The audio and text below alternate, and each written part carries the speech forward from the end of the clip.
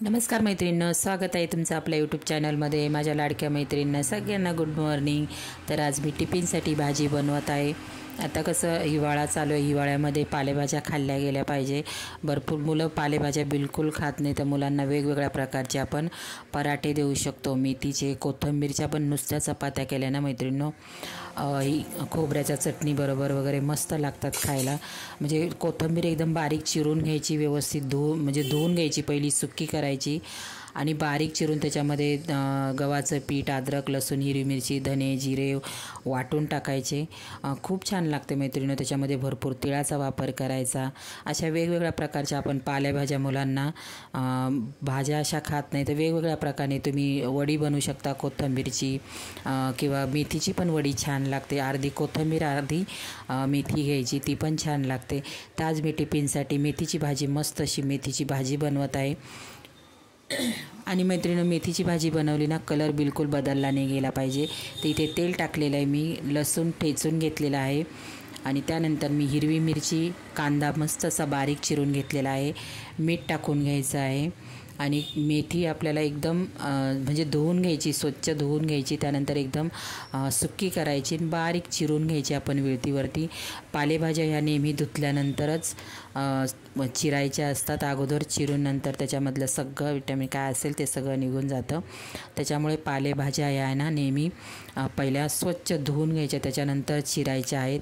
तर इथे बघा, लसूण हा ठेचून टाकायचा, मस्त सुगंध येतो आपल्या म्हणजे मेथीच्या भाजीमध्ये। तर ही भाजी तुम्ही लाल म्हणजे चिली फ्लेक्स असतं त्याच्यामध्ये पण करू शकता, बटाटा टाकू शकता किंवा मुगाची डाळ, याच्यामध्ये पण ही भाजी छान लागते। तर इथे बघा, आपला कांदा, हिरवी मिरची, लसूण मस्त असा परतून झालेला आहे आणि आता मेथीची भाजी बघा एकदम सुक्की मस्त अशी करून घेतली, बारीक चिरून घेतलेली मैत्रिणींनो। म्हणजे ती कशी खाताना पण व्यवस्थित लागते पण आणि खायला पण बरी वाटते। कसं आपण निवडतो ना, तर आपण थोडी मोठी घेतो, त्याच्यामुळे चिरून घ्यायची मेथीची भाजी। तर मेथीची भाजी बनवताना ना कलर बदलला नाही पाहिजे मैत्रिणींनो, भाजीचा हा कलर हिरवागार तसाच राहिला पाहिजे। तर आता तुम्हाला मी शेवटी दाखवते बघा, मी ही भाजी बनवली, त्याचा बिलकुल कलर बदललेला नाही आहे। म्हणजे हिरवीगार भाजी असते ना, कोणाकोणाची अशी एकदम वेगळा कलर होतो।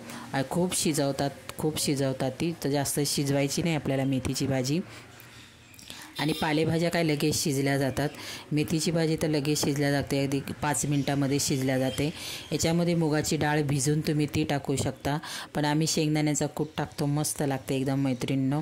आणि कसं या हिवाळ्यामध्ये आता भरपूर अशा पालेभाज्या आलेल्या आहेत, तर नक्की तुम्ही पालेभाज्या मुलांना वेगवेगळे पराठे, टिफिनसाठी वड्या बनवू शकता। खूप पदार्थ आता वेगवेगळे म्हणजे वेगवेगळे पदार्थ बनला जातात आता, तसे मुलांना बनवून घाला। तर मी आज ही टिफिनसाठी भाजी बनवलेली आहे।